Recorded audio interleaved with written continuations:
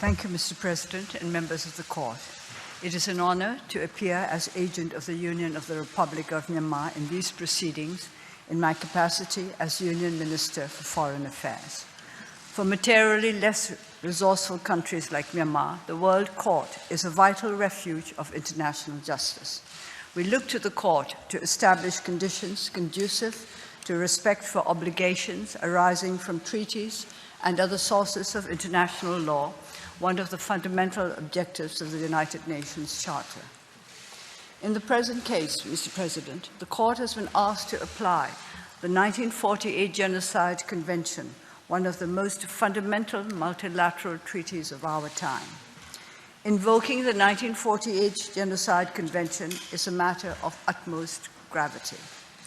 This is a treaty that we made following the systematic killing of more than 6 million European Jews, and that my country wholeheartedly signed as early as 30th December 1949 and ratified on 14th March 1956.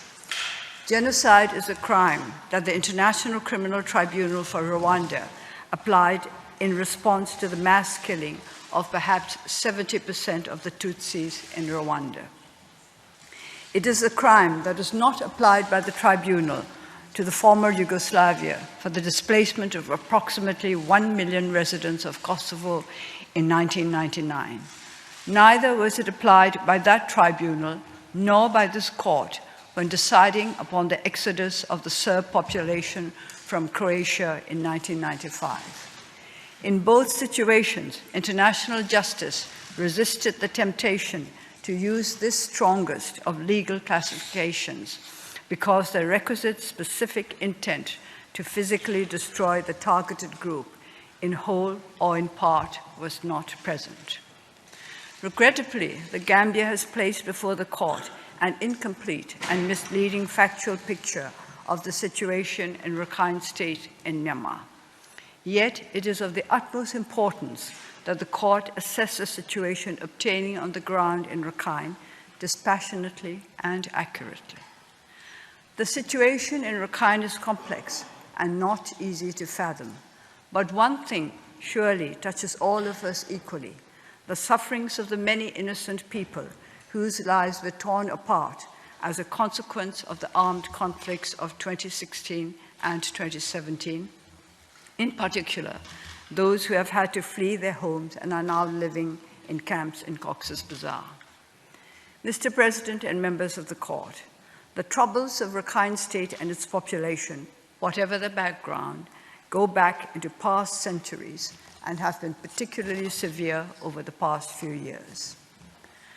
Currently, an internal armed conflict is going on there between the Arakan army, an organized Buddhist armed group with more than 5,000 fighters, and the regular Myanmar Defense Services. None of the speakers yesterday made any reference to this. The Arakan army seeks autonomy or independence for Rakhine, or Arakan as it was called, finding inspiration in the memory of the historic kingdom of Arakan. This conflict has led to the displacement of thousands of civilians in Rakhine. Standard security restrictions, such as curfew and checkpoints, are in place at present in the conflict zone and affect the situation of civilians there, regardless of their background. Mr. President, on 9th October 2016, approximately 400 fighters of the Arakan Rohingya Salvation Army, known as ARSA, launched simultaneous attacks on 3 police posts in Maundor and Rathidown townships in northern Rakhine, near the border with Bangladesh. ARSA claimed responsibility for these attacks, which led to the death of 9 police officers, more than 100 dead or missing civilians, and the theft of 68 guns and more than 10,000 rounds of ammunition. This was the start of an internal armed conflict between ARSA and Myanmar's defense services, which lasted until late 2017. The selective factual propositions contained in the Gambia's application actually concerned this conflict. In the months following the 9th October 2016 attacks, ARSA grew in strength in the Maundo, Budidao, and Rothedao townships in northern Rakhine. It resorted to threats and intimidation against local villagers in order to gain support and allegiance, executing suspected informers. According to, among others, the International Crisis Group, ARSA received weapons and explosives training from Afghan and Pakistani militants. In the early morning of 25th August 2017, several thousand ARSA fighters launched coordinated attacks on more than 30 police posts and villages and an army base in North Rakhine. Most of the attacks took place on the narrow Maundo Plain, which is framed by densely forested hills to the east and the border with Bangladesh to the west. Indications are that ARSA's objective was to seize Maundo Township. It may aid the court to briefly consider the historical significance of Maundo. When Britain made Burma a colonial entity separate from British Burma in 1937, the border between Burma and India was drawn along the river Naf, where we find today's border between Bangladesh and Myanmar. The historical kingdom of Arakan had at times extended much further to the north than the river Naf, including most of what is today Chittagong district in Bangladesh. Members of some Rakhine communities therefore felt that the border drawn by the British was too far south, others that it was too far north. Myanmar has never challenged this border since independence in 1948. Britain did not lose control over what is today Maundo Township during World War II.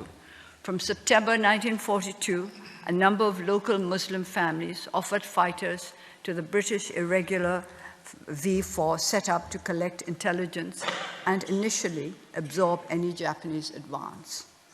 Many Muslims gave their lives in combat against the Japanese in Rakhine. The sacrifices made by Muslim fighters motivated a call for the creation of an autonomous Muslim space in northern Rakhine centered on Maundo. Whether or not this was encouraged by British officers, Britain rejected this call as soon as it had reoccupied Burma before independence in 1948. The Muslim-Buddhist intercommunal violence of 1942 recurred in 1948 and several times after that. This cycle of violence has negatively affected life in northern Rakhine, making it the second poorest state in Myanmar. Mr. President and members of the court, may I go back to the situation in Rakhine on the morning of 25th August 2017. More than 30 police stations and villages and one military base had been attacked before sunrise in a highly coordinated fashion by an organized armed group operating along a densely forested hill range that provides ample opportunity for hiding. Many of the ARSA fighters had been recruited from local villages in the weeks and months preceding the attack. Myanmar's defense services responded to the attacks of ARSA fighters by the use of ground forces. There were armed incidents in more than 60 locations. The main clashes occurred in 12 places: in Minji, Tolatoli village, Chapdien village, Maunu village, Gutabien village, Aletanjo village, Myenla village, Indian village, Chain Kali or Kodangap village, Myodaji ward, Chaupandu village, wards of Maundo town, and southern Maundo. Mr. President, please allow me to clarify the use of the term clearance operation, Nemye Shenlenye in Myanmar. Its meaning has been distorted. As early as the 1950s, this term has been used during military operations against the Burma Communist Party in Bogor Range. Since then, the military has used this expression in counterinsurgency and counterterrorism operations after attacks by insurgents or terrorists. In the Myanmar language, Nemye Shenlenye literally means clearing of locality, simply means to clear an area of insurgents or terrorists. It is still not easy to establish clear patterns of events in these 12 locations. Many ARSA fighters died. There may have been several hundred casualties in some of the 12 locations. There was some intercommunal violence. Buddhist and Hindu minority communities also feared for their security after the original ARSA attacks, and many fled from their homes. It may be worth noting that the use of air power in military operations was avoided as far as possible to minimize the risk of collateral damage. However, in one incident, in order to extract a unit surrounded by hundreds of ARSA fighters, the use of a helicopter was required. There was shooting from the helicopter, which resulted in fatalities, which may have included non-combatants.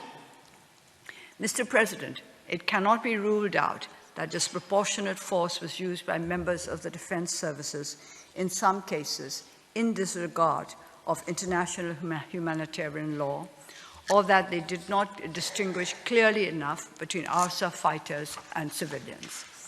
There may also have been failures to prevent civilians from looting or destroying property after fighting or in abandoned villages. But these are determinations to be made in the due course of the criminal justice process, not by any individual in the Myanmar government. Please bear in mind this complex situation and the challenge to sovereignty and security in our country when you are assessing the intent of those who attempted to deal with the rebellion. Surely, under the circumstances, genocidal intent cannot be the only hypothesis. Under its 2008 constitution, Myanmar has a military justice system. Criminal cases against soldiers or officers for possible war crimes committed in Rakhine must be investigated and prosecuted by that system. On 25 November 2019, the Office of the Judge Advocate General announced the start of a court-martial for allegations linked to the Gudapian village incident, one of the 12 main incidents referred to earlier. The office also let it be known that there will be additional courts-martial if further incriminating evidence is brought up by the Independent Commission of Inquiry. The ICOE is an independent special investigation procedure established for Rakhine allegations by the President of Myanmar, chaired by a former Deputy Minister from the Philippines, with 3 other members, including a former Undersecretary General of the United Nations from Japan. On 26 November 2019, this commission announced that it had taken about 1,500 witness statements from all affected groups in Rakhine, and that it has interviewed 29 military personnel who were deployed to the affected townships in northern Rakhine during the military operations from 25th August 2017 to 5th September 2017, as well as 20 police personnel who were stationed at the police posts that were attacked on 25th August 2017. There is currently no other fact-finding body in the world that has garnered relevant first-hand information on what occurred in Rakhine in 2017 to the same extent as the Independent Commission of Inquiry and the Office of the Judge Advocate General in Myanmar. This fact reinforces my sense that I should refrain from any action or statement that could undermine the integrity of these ongoing criminal justice processes in Myanmar. They must be allowed to run their course. It is never easy for armed forces to recognize self-interest in accountability for their members and to implement a will to accountability through actual investigations and prosecutions. I respectfully invite the members of the court to consider for a moment the record of other countries. This is a common challenge even in resource-rich countries. Recent cases in the news headlines illustrate that even when military justice works, there can be reversals. This can also happen in Myanmar. As part of the overall efforts of the Myanmar government to provide justice, a court-martial found that 10 Muslim men had been summarily executed in Indian Village, one of the 12 locations of serious incidents referred to earlier. It sentenced 4 officers and 3 soldiers, each to 10 years in prison with hard labor. After serving a part of their sentences, they were given a military pardon. Many of us in Myanmar were unhappy with this pardon. Other cases are undertaken without controversy. For example, in the Mansi case, a court-martial sat close to the location in Kachin State where 3 internally displaced civilians had been killed. It sentenced 6 soldiers, each to 10 years in prison, in January 2018. Relatives of the victims and local civil society representatives were invited to the proceedings. The Office of the Judge Advocate General in Myanmar is by our standards well-resourced, with more than 90 staff and a presence in all regional commands throughout the country. I'm encouraged by the Gutabiem court-martial, and I expect the office to continue its investigations and prosecutions based on reliable evidence gathered in Rakhine and from persons who witnessed what happened there. Can there be genocidal intent on the part of a state that actively investigates, prosecutes, and punishes soldiers and officers who are accused of wrongdoing? Although the focus here is on members of the military, I can assure you that appropriate action will also be taken against civilian offenders in line with due process. There will be no tolerance of human rights violations in the Rakhine or elsewhere in Myanmar. Mr. President, there are those who wish to externalize accountability for alleged war crimes committed in Rakhine almost automatically without proper reflection.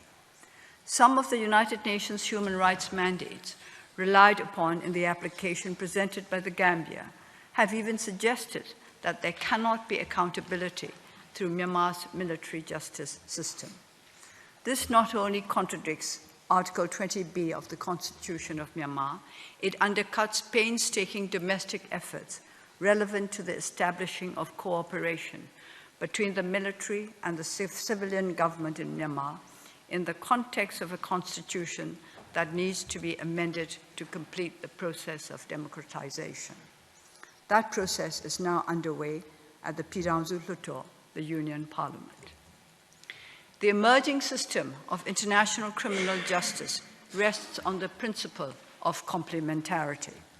Accountability through domestic criminal justice is the norm. Only if domestic accountability fails may international justice come into play. It would be inconsistent with complementarity to require that domestic criminal justice should proceed much faster than international criminal justice. A rush to externalize accountability may undermine professionals in domestic criminal justice agencies.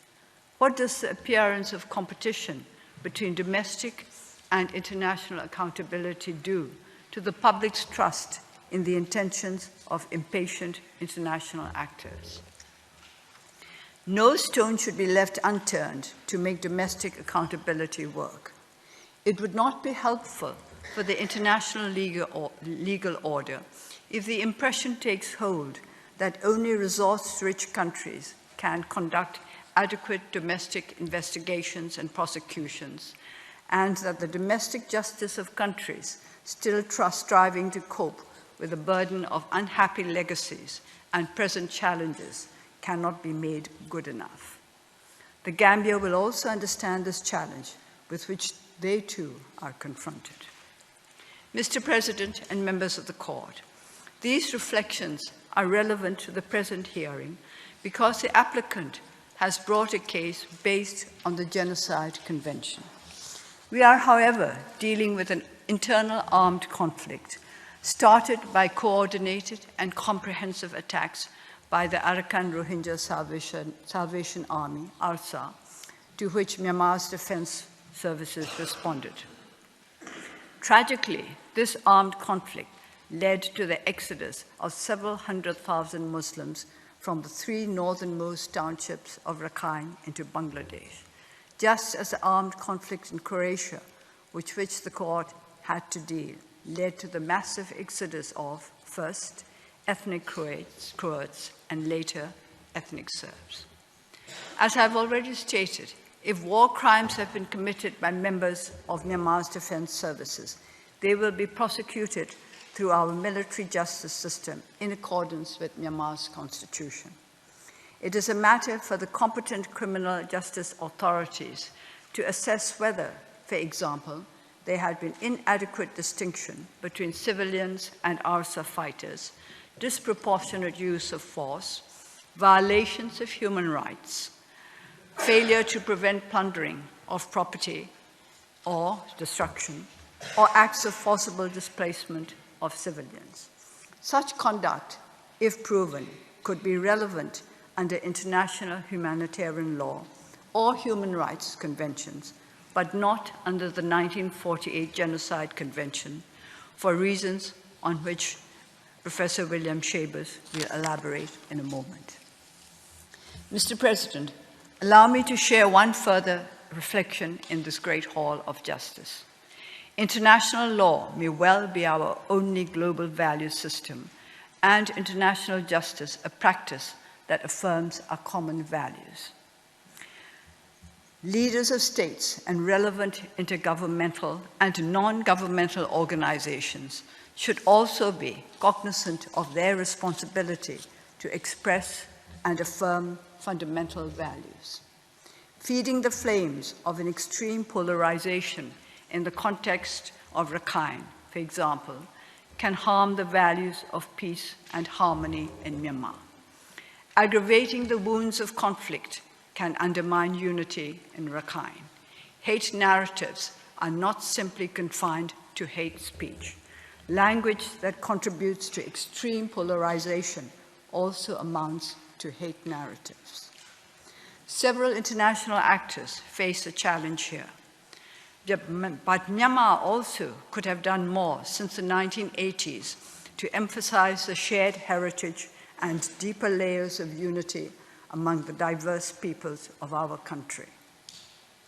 Cycles of intercommunal violence in Rakhine, going back to the 1940s, should be countered not just by practical measures aimed at sustainable development and rule of law, but also by nourishing a spiritual mindset of unity. It is a moral responsibility of leaders to guard the aspirations of people for harmony and peace. U Thant, the third United Nations Secretary General, had understood this. He wrote in his memoirs, View from the UN, published in 1974, "I even believe that the mark of the truly educated and imaginative person facing the 21st century is that he feels himself to be a planetary citizen." Encouraging this added layer of identity, a sense of planetary citizenship, is of fundamental importance for peaceful relations between nations, as well as between ethnic and religious groups. A commitment to broadening the mindset must go hand in hand with practical steps to improve lives. Even before the events of 2016 to 2017, Muslim, Buddhist, and other communities in Rakhine faced what the Kofi Annan Advisory Commission described as complex challenges of low development and poverty rooted in enduring social conflict between the communities. The Myanmar government is committed to addressing these challenges. Together with our partners, we are now striving to ensure that all communities enjoy the same fundamental rights. To expedite citizenship verification and application, a mobile team is already in operation. All children born in Rakhine, regardless of religious background, are issued with birth certificates. Arrangements have been made to enable more Muslim youth to attend classes at universities across Myanmar. With the support of international and local partners, scholarships will also be made available to students from all communities living in Rakhine. The government has started a social cohesion model project in Maungdaw Township to promote social harmony among all communities. Interfaith fora have been encouraged. These are some of the steps taken to improve livelihoods, security, access to education and health, citizenship, and social cohesion for all communities in Rakhine. 3 IDP camps have already been closed, and an IDP camp closure strategy has been adopted. Myanmar is also committed to the voluntary, safe, and dignified repatriation of displaced persons from Rakhine under the framework agreement reached between Bangladesh and Myanmar. Mr. President, how can there be an ongoing genocide or genocidal intent when these concrete steps are being taken in Rakhine? To conclude, Mr. President and members of the court, Rakhine today suffers an internal armed conflict between the Buddhist Arakan Army and Myanmar's defense services. Muslims are not a party to this conflict, but may, like other civilians in the conflict area, be affected by security measures that are in place. We pray the court to refrain from taking any action that might aggravate the ongoing conflict, and armed conflict, and peace and security in Rakhine. Right now, in northern Rakhine, an army base near Palewa is under attack by a group of more than 400 Arakan army fighters, and some 200 insurgents have surrounded a military column near An city in Rakhine. Since Myanmar gained independence in 1948, our people have not known the security of sustainable development that is a fruit of peace and prosperity. Our greatest challenge is to address the roots of distrust and fear, prejudice and hate that undermine the foundations of our union. We shall adhere steadfastly to our commitment to nonviolence, human rights, national reconciliation, and rule of law as we go forward to build the democratic federal union to which our people have aspired for generations past. We look to justice as a champion of the reconciliation and harmony that will assure the security and rights of all peoples. Mr. President and members of the court, I thank you for your kind attention, and I ask that you now call upon Professor William Chabas to continue the Myanmar submissions.